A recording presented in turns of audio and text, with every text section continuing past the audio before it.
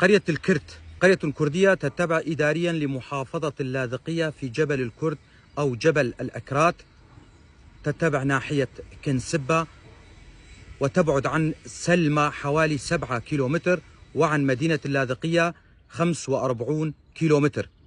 عدد سكانها حوالي 5000 شخص، كلهم كرد باستثناء عائلة واحدة وهي عائلة علوية، عائلة الحطاب. أما العائلات الكردية فهي هاشم، بدري، قسومة، سينو، عبد الله، حسن، حسونة، قرتيش. هذه القرية كبقية القرى الكردية في الجبل تعرضت لقصف من قبل قوات النظام السوري، نظام بشار الأسد، لذلك تهدمت بيوتها وتهجر أهلها.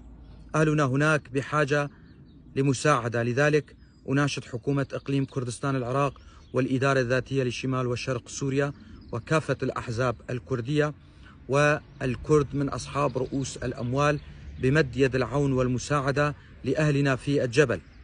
تشتهر القرية بزراعة شجر الزيتون واللوزيات وأشجار الفاكهة. يوجد في القرية حي بيت هاشم يضم عائلات هاشم والبدري، ويوجد فيها عين ماء يسمى العين الصغيرة. ويوجد أيضا حي بيت قسومة ويضم عائلات قسومة والسينو وحسن وعبد الله وريحان وجريفات.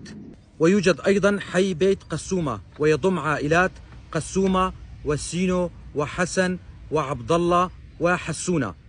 وهناك بعض البيوت المتفرقة حول القرية، وهي بيوت الرواس والطاروع والزوايا وقرس وريحان وجريفات وريوسة غزال.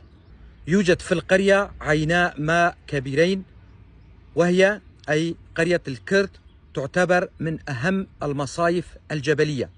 وصلتني هذه المعلومات من أحد أبناء المنطقة وأنا ألقيها بصوتي. أنا علي عبد الله كولو، محام منطقة درباسية. أتمنى كما يتمنى كل الكرد الناطقين بالكردية أن يتعلم أهلنا في الجبل، جبل الكرد أو جبل الأكراد، لغتهم الكردية، وأن يعلموها لأولادهم وأن يسموا أولادهم بأسامي كردية، فلغتنا الكردية كبقية اللغات هدية من الله، وعلينا أن نتعلمها. دمتم أهلنا في قرية الكرد.